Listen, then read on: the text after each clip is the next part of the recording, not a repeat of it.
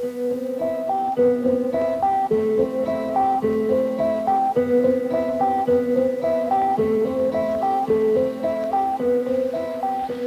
just finished that pool.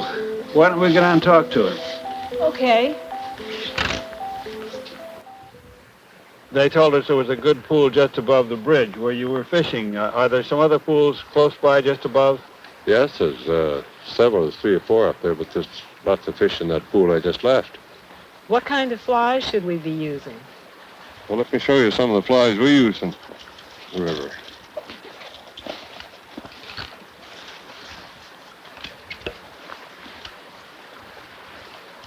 That's the red-bodied black squirrel tail fly. And the Kosovo and the black bomber. They're good looking.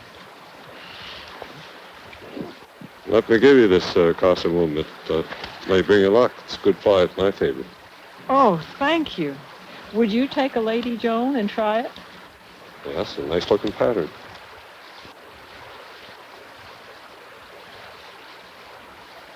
What about dry flies? My own feeling has been that dry flies don't work too well on these dark rivers. That's true. We don't use dry flies in this river very much. We do occasionally, but in the month of August, maybe. Mm-hmm. How long is your season? Oh, we have a long season here in Nova Scotia. We can start St. Mary's in May and fish some of the rivers in the province all summer and end up in the Marguerite in late fall. You're lucky to live here. We're very fortunate in Nova Scotia, I think. And Well, we're going to try that pool and see if we can catch fish with well, best of luck to one you. of the flies we have. Best of luck to you. Thank you.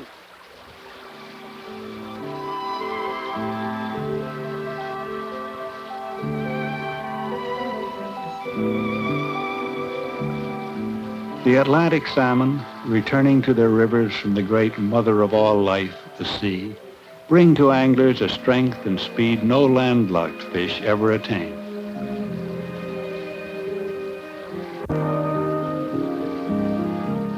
The anglers, wading the rivers and feeling its flow, become a part of the rivers too, as they cast their flies of 1,000 colorful designs to the spots where they think the salmon will lie. Each fly is a dream designed to tempt a reluctant fish. Each cast a hope that a salmon will respond.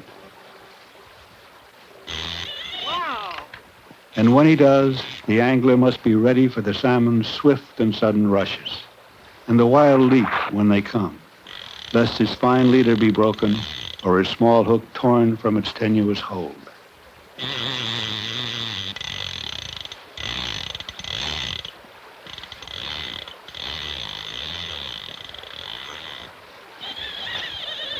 The Atlantic salmon leaps and runs like no other fish of our continent's rivers. He calls for the finest tackle and the greatest of angling skill.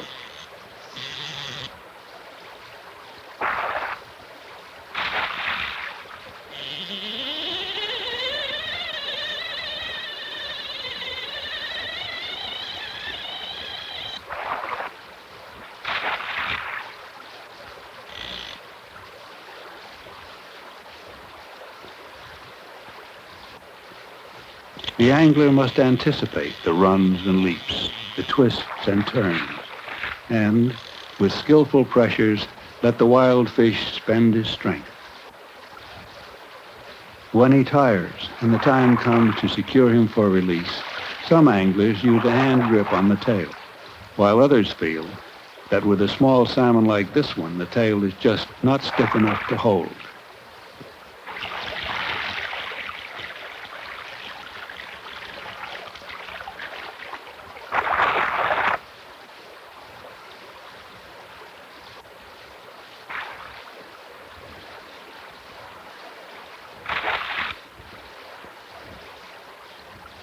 These are delicate maneuverings. The fish must be under complete control and brought smoothly within reach of the fisherman's hand.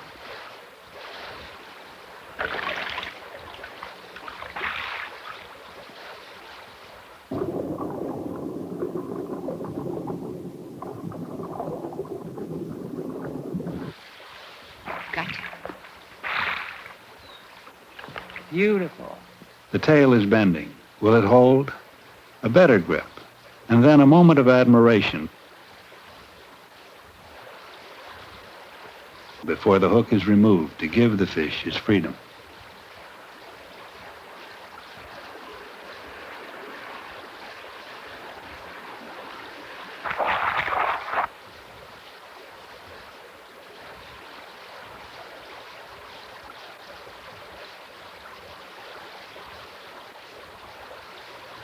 What does your wife do when she catches the first salmon of the trip? She shows she's happy and proud and ready to tell you what fly she used and just how she made it swim.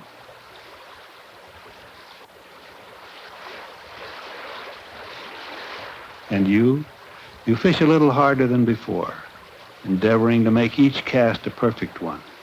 You seek out the spots where long experience tells you the salmon should be lying.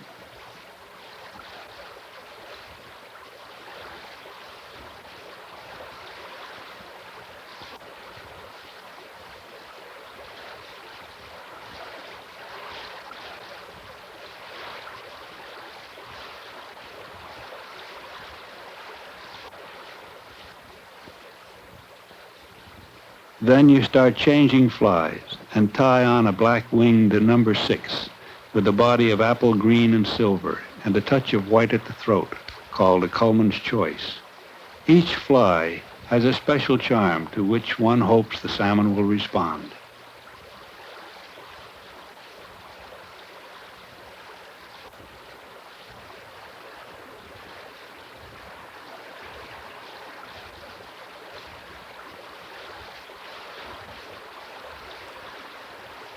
It's time to try a surface stonefly, a personal pattern I'm sure no other angler has presented to these fish, one which, simply because of its novelty, may bring a rise.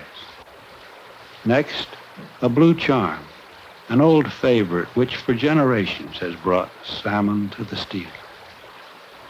Back to the beginning again, a Lady Joan, the fly on which Joan caught her fish, a fantasy of white-tipped black, burnt orange, bright yellow, and gold. A fly that a salmon in one pool has refused, another may be eager to take.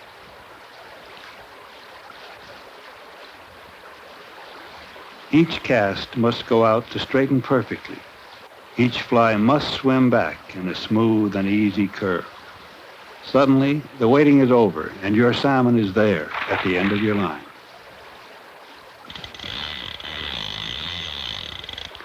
Even after thousands of salmon, the old thrill comes again, the never-ending challenge, the contest between a strong fish and the most delicate tackle. A 6-foot rod of graphite fibers, a long nylon leader tapered to a 4-pound point, a reel that sings the song of a salmon's speed and strength.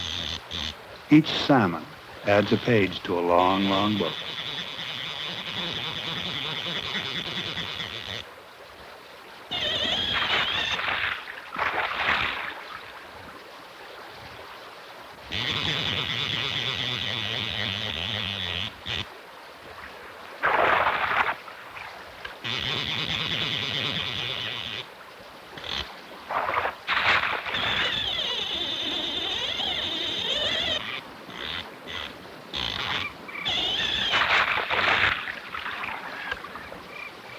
Angling movements that are patterned by practice, reflexes that follow this fish's special moves, yet never is the outcome sure, the winning certain, till that final moment of capture.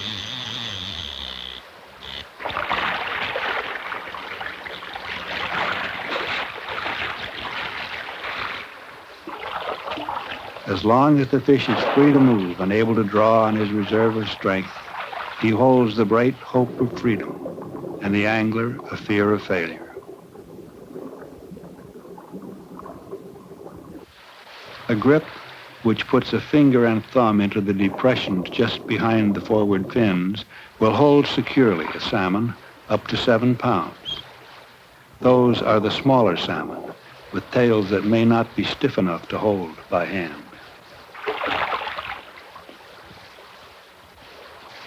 Another salmon for the memory book.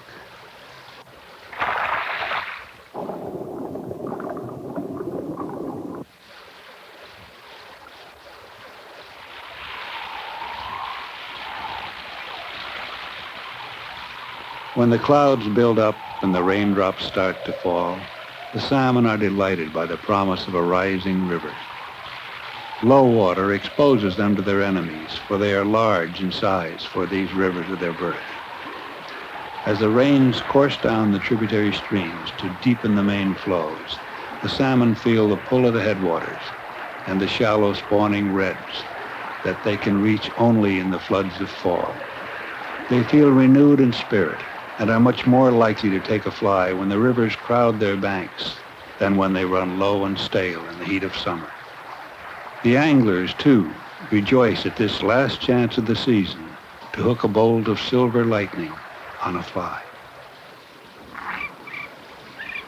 When the fog creeps in on little cat's feet, there are those who say a salmon will not rise to take a fly. But who would miss the pleasure of casting on a misty river when the rain has given it new life? And those who say a salmon will not do this or that will always find some wayward salmon to prove that they are wrong.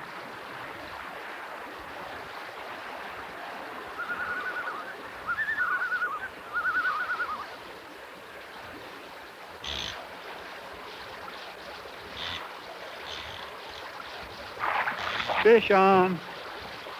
Oh,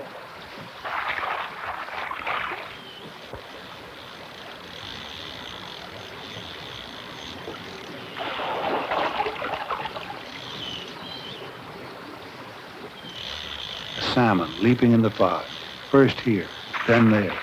A reel that sings to his speed. A friendly river in a quiet valley. A fish, a scene to remember.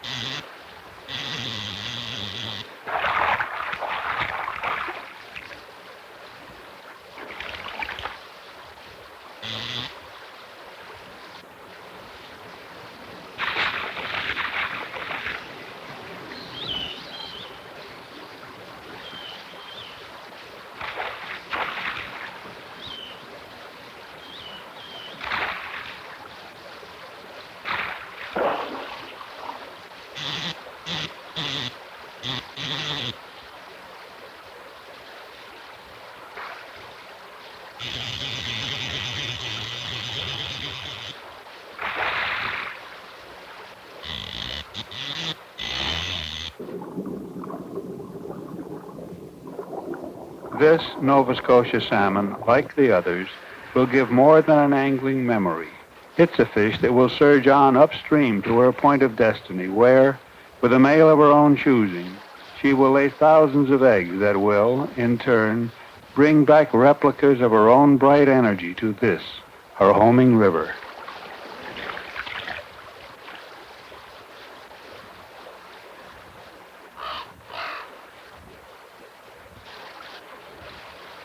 While I was working my way on downstream, fishing all the likely water, Joan found a knowing local angler and came out of the meeting with a pair of beautiful salmon flies, time-tested on the river and guaranteed to be effective under the conditions of that day and that day's river level. She learned, too, of a pool not far away where a school of salmon would be lying, just waiting for flies like those to come along.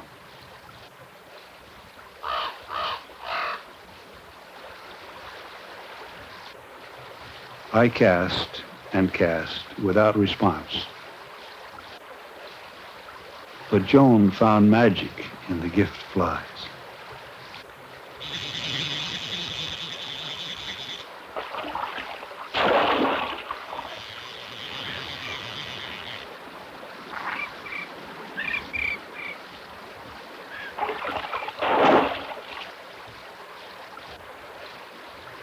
Her fish explored the far reaches of the pool, seeking a way to escape the force that was threatening his freedom.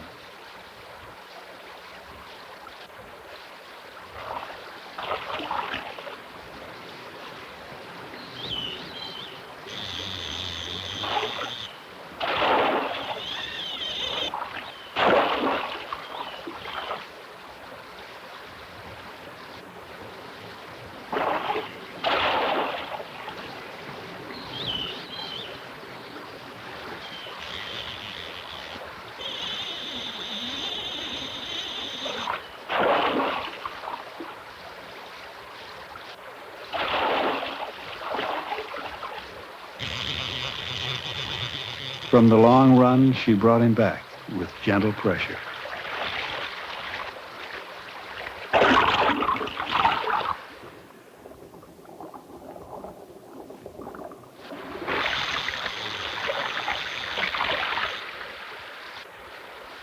A long rod can be awkward when it comes to bringing a fish close in to be taken by hand.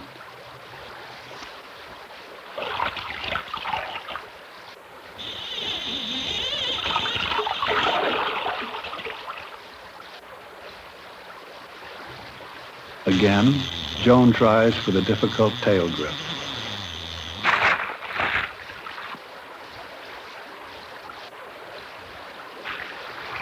But the tail compresses and the fish slides out. When a salmon dives between your legs, there's only one thing to do.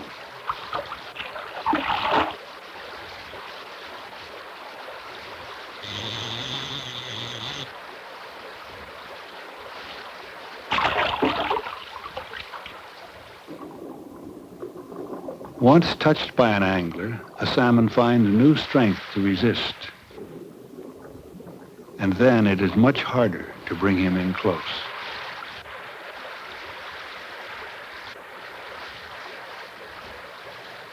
This time, he's truly spent, and Joan uses the simplest releasing method of all, never really lifting the salmon from the water. She frees the hook and watches him swim away. That was fun. Then she tells me she'll give me one of those special flies her new friend gave her.